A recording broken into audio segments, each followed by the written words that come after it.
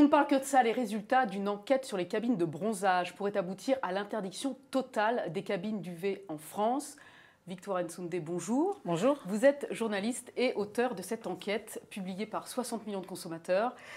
Votre enquête révèle que malgré une réglementation qui a été durcie, malgré les risques avérés de cancer dus à ces cabines, eh bien, pratiquer les UV en cabine, c'est devenu presque un acte de consommation banal.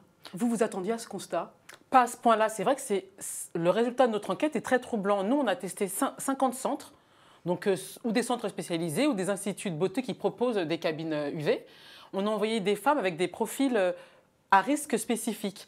On a pris des femmes, parce que ce sont surtout les femmes qui fréquentent ce type d'institut. On a pris des femmes enceintes pour qui c'est fortement déconseillé de faire des UV, et des femmes avec les cheveux, les yeux et la peau claire, donc qui ont ce qu'on appelle des phototypes à risque, parce qu'elles ont une peau qui est beaucoup plus sensible au soleil que la moyenne. Et donc des fortes contre-indications à l'usage des UV artificiels en cabine. Exactement, et c'est la réglementation qui le dit. On s'est rendu compte qu'en majorité, ces femmes ont pu accéder aux cabines de bronzage sans souci. Alors, pour les femmes enceintes, 1 sur 2 a quand même été arrêtée, mais pour les autres femmes, plus de quasiment 9 sur 10 ont pu accéder aux cabines de bronzage. Sans aucun problème. Sans aucun problème. Parfois, on leur a même proposé des abonnements, sachant que pour ce type de peau, dès la première exposition, on prend des risques. On parle de risques cancérogènes, donc des risques de cancer de la peau. De mélanome en particulier. Exactement, potentiellement très très graves. Et qui sont souvent mortels. Exactement.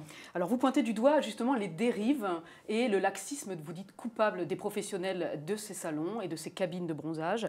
Et vous dites qu'ils ne sont pas à la hauteur des enjeux sanitaires. Quelles sont ces dérives que vous avez pu constater par rapport à ce que vous disiez, les tests qui ont été faits grandeur nature? Vous disiez dans votre enquête que par exemple, il n'est pas fait mention du terme risque de cancer, par exemple, qui devrait être a priori obligatoire, et d'un affichage insuffisant aussi, de mise en garde dans les centres de bronzage. La réglementation aujourd'hui demande qu'un avertissement sanitaire précis, sur lequel doivent apparaître les termes cancer de la peau notamment, apparaissent à chaque fois qu'on fait de la publicité pour ce type d'activité, sur Internet, sur un site. Il y a encore quelques jours, moi j'ai été vérifiée sur le site d'un centre très connu qui propose des cabines UV. Et l'avertissement qui est indiqué n'est pas conforme à ce que demande la réglementation. Nous aussi, lors de notre enquête, on a constaté que souvent, dans 40% des cas, il n'y avait pas de documentation qui était accessible pour mettre en garde les utilisateurs. Et de manière globale, on se rend compte que non seulement les mises en garde nécessaires ne sont pas diffusées, mais en plus, il y a des messages pseudo-scientifiques, des messages faux qui sont des informations de la part des professionnels. Exactement. Et la volonté de faire de la publicité presque mensongère, entre guillemets, par rapport aux prestations et aux risques avérés. Oui. On va rappeler justement les risques, puisqu'il y a des risques, on en parlait, sur la santé. Quels sont-ils ces risques? Aujourd'hui, il n'y a plus de doute. Tous les dermatologues, les scientifiques, enfin, on a des données qui sont non discutables. Quand on s'expose à ces UV artificiels, on prend des risques parce que ces UV artificiels sont cancérogènes avérés. Il y a un centre qui est connu aujourd'hui, un centre qui est en France, le CIRC, qui est un centre qui est réputé sur ces questions-là, qui a classé ces UV artificiels cancérogènes avérés. Et le risque, c'est des cancers de la peau, notamment des mélanomes, qui est un cancer très grave. Les risques sont aussi des risques oculaires, des risques d'atteinte des yeux. Et aussi, c'est paradoxal quand on sait qu'on fait ce type d'activité pour être plus beau, plus belle, des risques de vieillissement prématuré. C'est-à-dire que vous faites des UV, votre peau va vieillir plus vite que la moyenne. C'est-à-dire que moi, demain, je pars du principe que vivant sur la région parisienne, j'estime que le taux d'ensoleillement est insuffisant. Je me dis, je vais faire un petit tour dans une cabine UV pour compenser le manque de vitamine D, pour être en meilleure forme. Et ma conseillère dans mon salon m'a dit que ça serait bénéfique pour moi. Et ça, ce n'est pas vrai? Non, aucun dermatologue ne vous recommandera ça. Aujourd'hui, si vous avez besoin, par exemple, de vitamine D, vous prenez des ampoules. L'Organisation mondiale de la santé, l'Institut du cancer en France, les dermatologues et leurs instances représentatives sont très clairs là-dessus. Aujourd'hui, il n'y a aucun bénéfice pour la santé. Si vous avez besoin de vitamine D, vous allez voir un médecin, on vous prescrit des ampoules qui présentent des compléments alimentaires. Voilà, des ampoules qui vont vous apporter de la vitamine D. Si vous avez besoin, il y a aussi un autre argument qui est souvent avancé, qui est faux, celui-là de même, le fait que ça préparait la peau au soleil. Oui, c'est quelque chose qu'on entend souvent. C'est faux, et ça nous a été confirmé par l'Institut du cancer, c'est faux parce qu'on n'a pas les bons UV. Dans les cabines de bronzage, on n'a pas les UVB. Ce sont eux qui peuvent...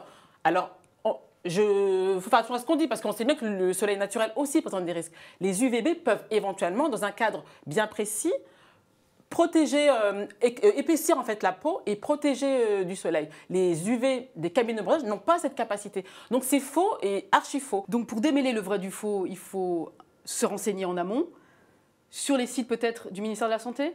Oui, sur le site du ministère de la Santé, il y a des documents qui sont assez précis, mais pour monsieur ou madame tout le monde, c'est compliqué d'aller sur ce type de sites qui sont techniques, d'avoir l'information. Si vous allez sur le site des cabinistes, hein, comme dit l'INCa, pour reprendre ce terme, l'information n'est pas satisfaisante. Donc aujourd'hui, comment informer la population?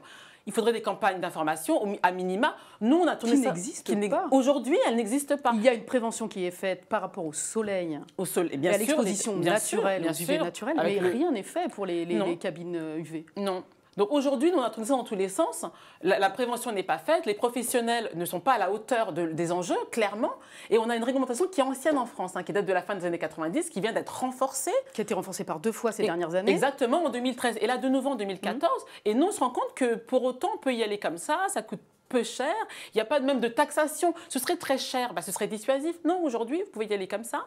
Donc nous, on considère qu'aujourd'hui, ça suffit. Il faut interdire cette activité. Il n'y a aucun bénéfice pour la santé et que des risques. Votre enquête a fait beaucoup parler ces derniers jours, puisque même le syndicat des dermatologues a demandé aux autorités sanitaires ce que vous demandez aussi, ce que vous préconisez, à savoir l'interdiction de ces cabines. Sa vice-présidente, Claudine Blanchet-Bardon, a dit que si on ne fait rien, on va se retrouver un jour ou l'autre avec un scandale sanitaire, on va dire, type Mediator? Comme disait l'Institut de veille sanitaire, hein, qui avait fait une étude très intéressante sur le sujet il y a quelques années, il disait d'ici 30 ans, le nombre de morts sera égal à celui qu'on estime pour le Mediator. Le Mediator a été interdit. C'était un médicament. Là, il n'y a aucun bénéfice pour la santé et on parle d'une activité esthétique, une fois de plus, et on laisse cette activité perdurer. C'est incompréhensible. Alors là, je vais me faire l'avocat du diable. Il y a beaucoup de gens qui vont vous dire que ça leur fait du bien et que d'autre part, aujourd'hui, la cigarette, le tabac, consommés à haute dose, provoquent des dégâts considérables et pourtant, ils ne sont pas interdits.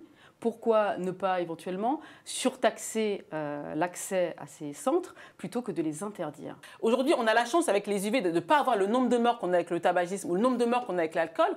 Il est encore temps d'arrêter les choses et on dit il y a des situations pires, on veut comparer à ce qu'il y a de pire. Et en plus, la comparaison peut être intéressante. Mais si on prend l'exemple du tabac, par exemple, dans le tabac, il y a des campagnes. Tout le monde à la télé, dans les médias. Sont au courant. Les gens sont informés. Voilà. Et les gens savent les risques qu'ils prennent. Enfin, quand on a 15 ans et qu'on fume sa cigarette, peut-être pas. Mais ensuite, les gens savent quels sont les risques du tabac. Et c'est pour ça que beaucoup essayent d'arrêter et ont du mal à arrêter.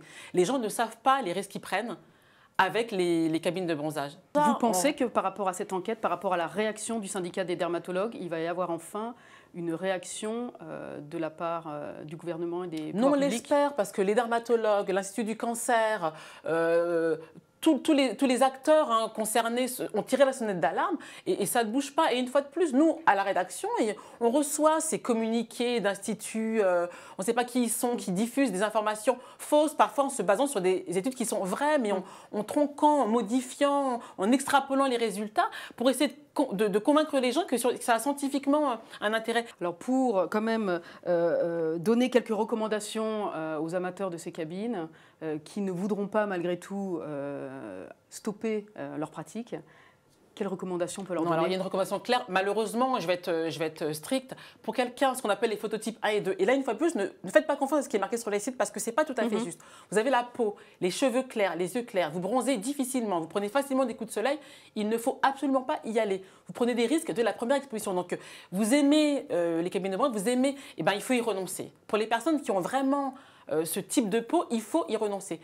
Pour les autres, il faut espacer les séances, limiter le temps. Mais moi, j'ai même pas envie de dire ça parce que les pouvoirs publics déconseillent fortement à toute la population d'y aller et a fortiori à ceux qui ont des profils à risque. Donc moi, je me sens pas à ma place de donner des recommandations. Moi, je recommande vraiment de ne pas y aller. Merci Victoire Nsondé et on rappelle que vous pouvez retrouver le détail de cette enquête inquiétante dans le dernier 60 millions de consommateurs.